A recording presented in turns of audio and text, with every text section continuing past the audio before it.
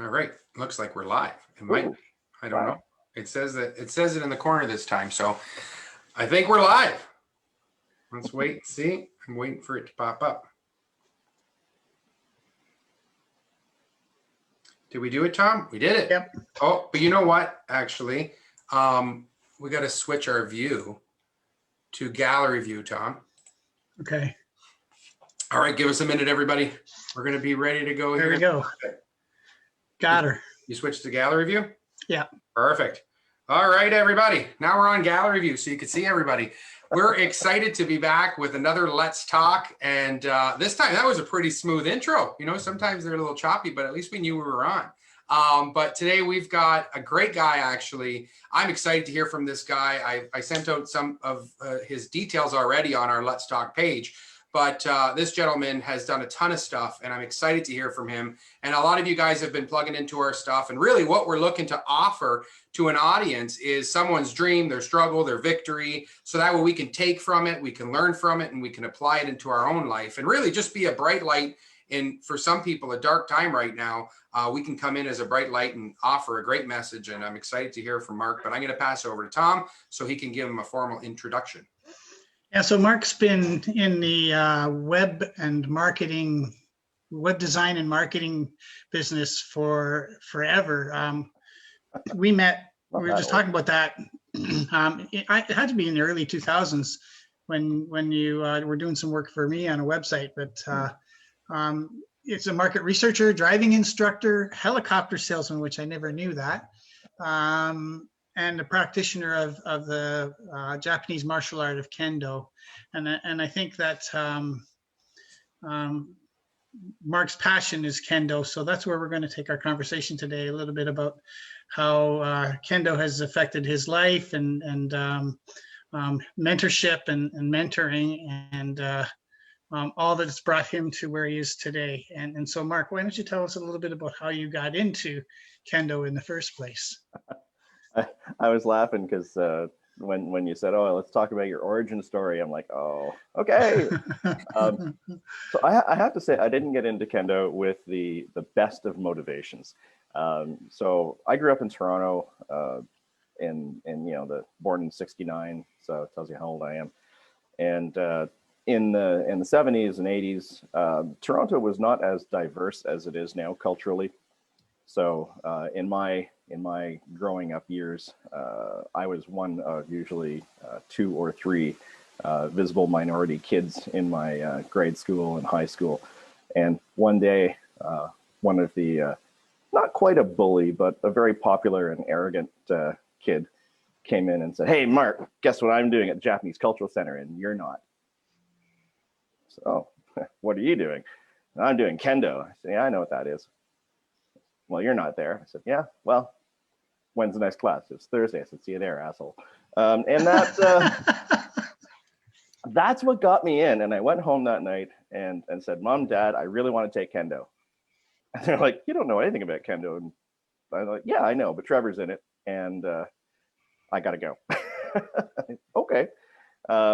So they went, my dad took me and I was there and I'm still in it, and the other guy's not. So I guess that I outlasted him. So I was very happy about that. But the one thing that really I really enjoyed about Kendo. So when you're a kid, sometimes there's not enough structure in your life. Sometimes there's too much structure. But I was really looking for an activity that I wasn't really much of a team player.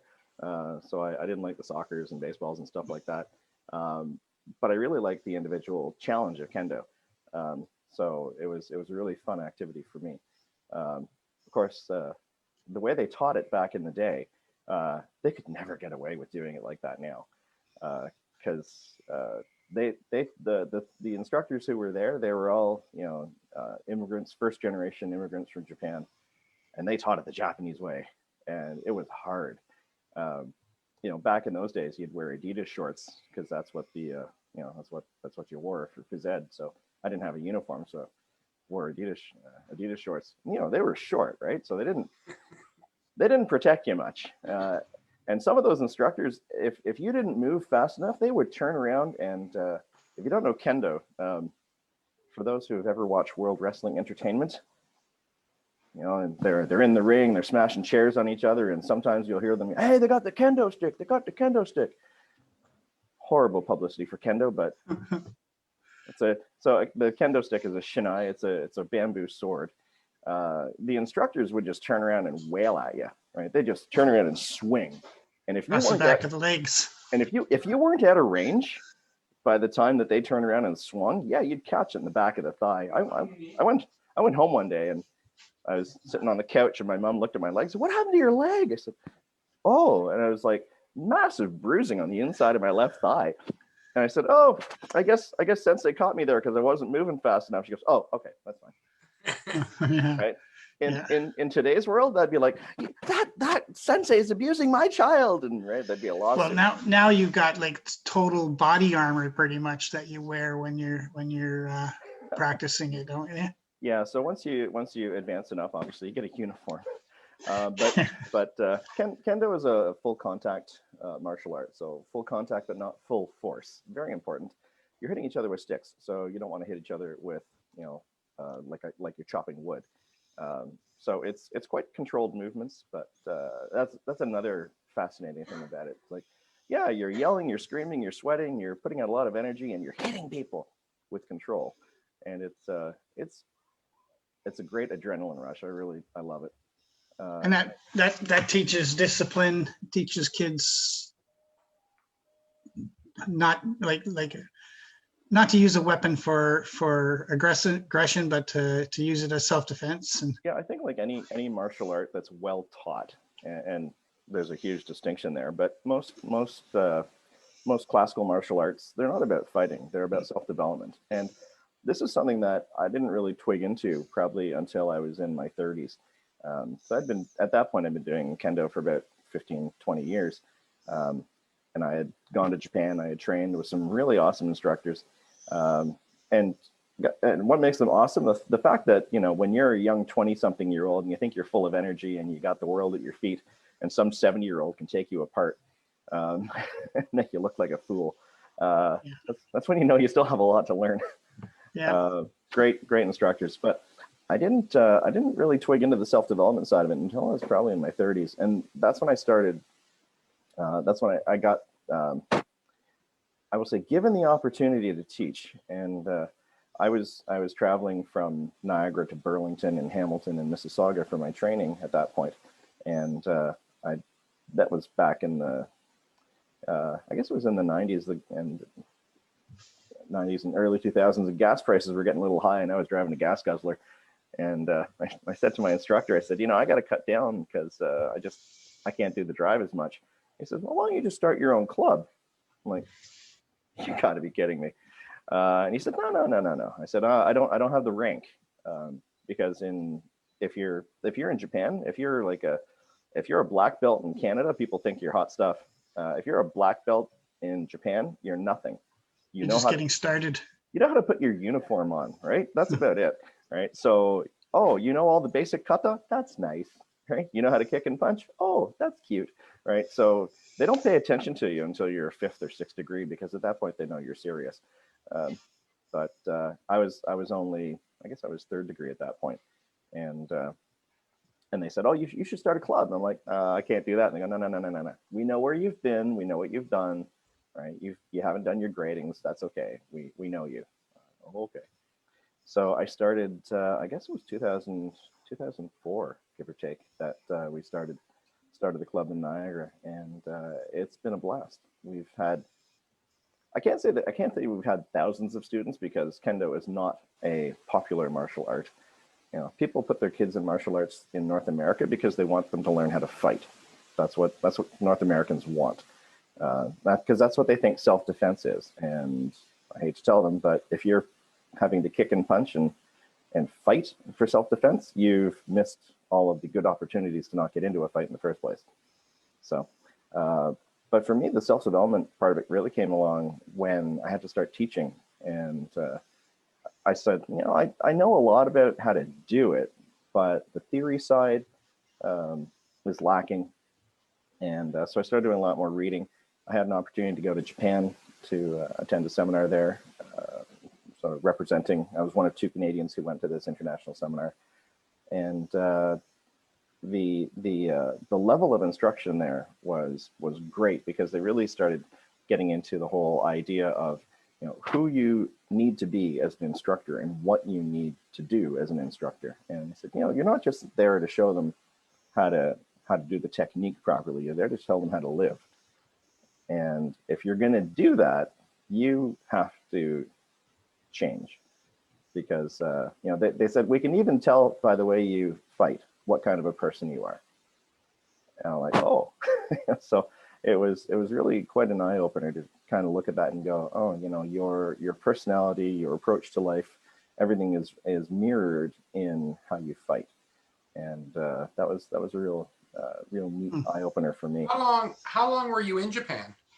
For that time, that particular seminar, it was only a couple of weeks. I had lived there for 2 years after university.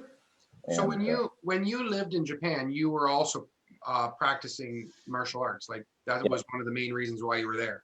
That was one reason. Yep. Question, just because I mean our cultures are obviously different, and you know, like you said, when you were in your 30s is really where the leadership came in, when you started to run your own business. But when you were in Japan, what would you say the difference in their discipline, in their leadership, in their, like, between learning here and learning there? What were some of the key differences that you felt that you've pulled from that? So it's an interesting shift in perspective there, because in Japan, kendo is not a business, and in North America, it's not really a business either. In that respect, it's really maintained as Japanese roots. Everyone who teaches kendo in Japan is pretty much an instructor by choice. They volunteer to do it. Right? They're not getting paid. My instructor in Japan, he even built his own dojo. Like, he's got his own property. He built his own dojo. People pay a fee to the dojo, but that's just for the building maintenance. He's not making any money on it. Yeah. And the thing that really struck me is that there's that hierarchy in the dojo. You know, there's somebody who's there who's, you know, sensei just means someone who's come or gone before, right? So they have the experience, they have the knowledge, and you then pass it down. So people who come into the dojo, right, there's always that relationship between who came in before you, who came in after you, and where do you fit. And your job is to, you know, learn and apply yourself as best you can for your seniors, but then to also help the juniors come along, right? So you always have 2 roles. You have your role as a student, and you have your role as a mentor, and that's sort of inherent in the martial arts in Japan. Where I think it can fall down in North America is where you see the paid model, where people are paying, you know, sometimes good money, like, you know, hundreds of dollars a month to attend a dojo, and there's a different relationship there, because now it's a commercial relationship, right? And so the instructor may not have the right motivations to be giving the mentorship, right? So it's an odd situation. And sometimes you find, I know my wife and kids, they took karate at a commercial dojo in St. Catharines, and when they were doing it, at some point, you know, my wife was expected to teach classes, and she said, I'm paying to come to this dojo, and now I have to teach, and I don't get any compensation for that, and I don't get any learning from, like, all right, the instructor's not teaching me anything. And that was always a big tension in the dojo, and because she wasn't the only student who felt that way. But in Japan, there's none of that. You're paying to attend, but you're paying for the building fee, right? And yeah, every class, you know, the senior students would be training with the head instructor, you know, and learning, right? So there was always that, you know, modeling of behavior, teach the newer people, and teach the newer people. So everyone who was higher up had a responsibility to people who were lower down. Really, it's all about developing leadership. Yeah, and yeah. And Totally. saying all that, I mean, you've really dedicated your life to becoming a master at it, and have really climbed the ranks. And I mean, you're coached by some of the best in its kind. What would you say that all of that, everything that you've done, where has it really affected you in your everyday life, in your career, in your family? Like, what would you say some of the biggest takeaways?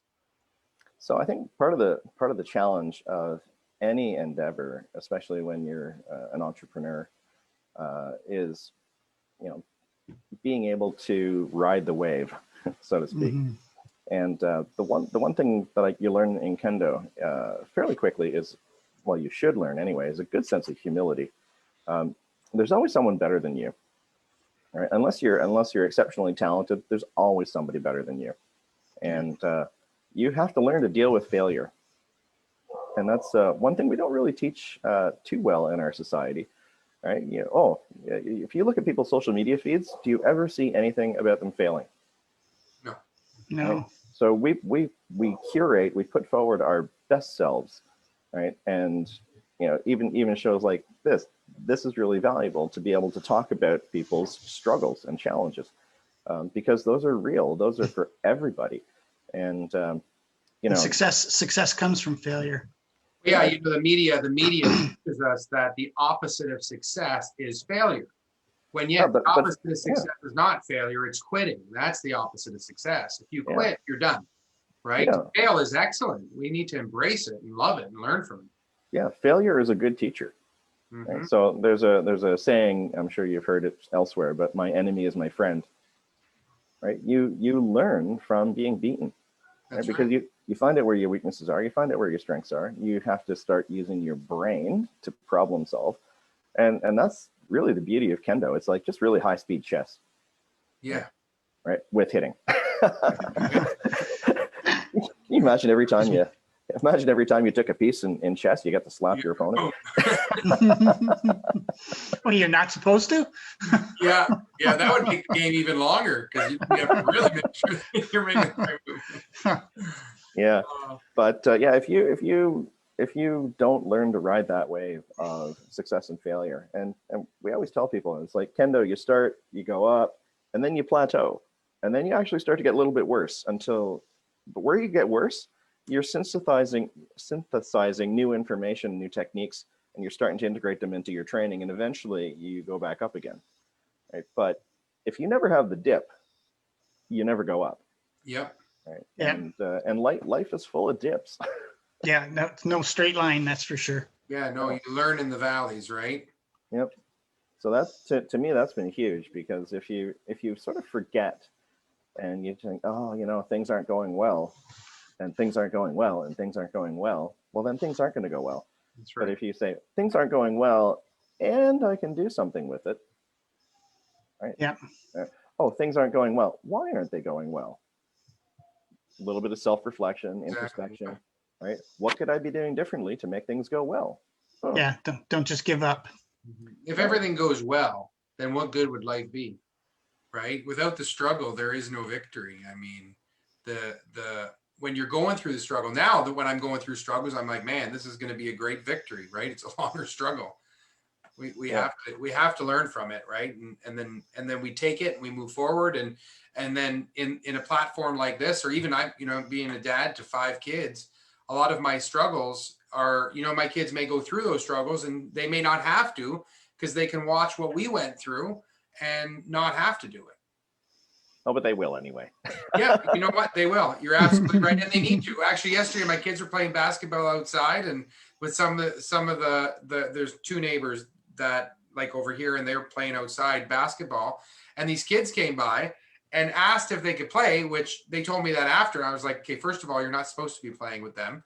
But anyway, they came over, and couple seconds they're playing together, and these kids were just super aggressive, rude. They were saying things, sexual things that were inappropriate, and my kids they're like, I don't know who they are, we've never seen them before, and then we beat them, and then they started lipping off even worse, and that was probably the first time my kids have ever, because they're homeschooled, right? So I mean, there's a bunch of them, but they're all siblings, right? So they've never really had to deal with that confrontation, and it just the way that they reacted to it, and they came back and told me, and hey, really their whole thing was, we just loved them, and then they left, right? And sometimes that's the best way to deal with a bad situation, is just love them and they leave, or they learn from it. And I guess you know, with martial arts, I was in karate when I was younger. It wasn't about fighting and beating people up. It was about discipline, and it was really about they probably didn't use the word loving each other, but sometimes just being kind, right? And you don't need to get into a fight. Yeah. Well, and sometimes too, and one thing I think a lot of people forget is that, you know, if you're in martial arts and you're not being built up, Yeah. then you don't have a good instructor and you don't have a good dojo environment. The point of the dojo is not to tear you down; it's to build you up. And you know, even some of the instructors that I know from my youth, who were, I would say, the term hard ass comes to mind, right? They would really work you over. Like they put you on the floor, they put you through a door, right? Like they would do stuff that today you'd go, I can't believe they did that. Yeah. But anyway, they get a lot of background noise. I don't know whose background noise it is, I but think it's coming from my end. Tom, you spent how much on those headphones? Like $4,000. They're supposed to noise cancel. They're supposed to noise cancel. He muted, that did it. Yeah. But you know, even those instructors who were really tough, at the end of the day, you know, they'd come back and say, okay, so here's what we hope you got out of that, right? Now the other thing too is you also have to be able to have the, you know, the guts to ask them. Yes. Right? Sometimes people would take a beating and I didn't learn anything. So and so was really hard on me. I said, well, did you ask them what you were doing right or wrong? Well, no. I said, well, we're going out to the pub afterwards. If that instructor comes, ask them, right? And actually, in kendo, it's kind of like curling. You know, you often go out to an establishment afterwards for some refreshments, and that's, they always refer to affectionately as the second dojo, because you know, that whole side of it, to say to talk to your instructors in a more informal setting and say, hey, you know, you really gave me a hard time today. What was I doing wrong, right? And after they've had half a pint and a couple of wings, they're feeling pretty good. And go, well, let me tell you. I guess it's a good way to get honest opinion. Yep. And especially if you're paying their tab. Yeah, that's for sure. Okay, well, that's great. Thanks for coming on today, Mark. Thank you very much for having me. It was great talking to you, and Paul, thank you for being Paul. Yeah, thanks for coming on. I appreciate it a ton. And honestly, I know there's a lot of kids out there and adults that are looking for something. I don't know right now how much you can get involved in the sport, but I know it's definitely something that would be well worth learning more about, and not only for kids but also adults. But thank you for taking your time and sharing. Oh, I'm happy to have been of service. Awesome. All right. Well, we'll try to shut it off this time, and and have a great day. We're becoming professionals here, aren't we, Tom?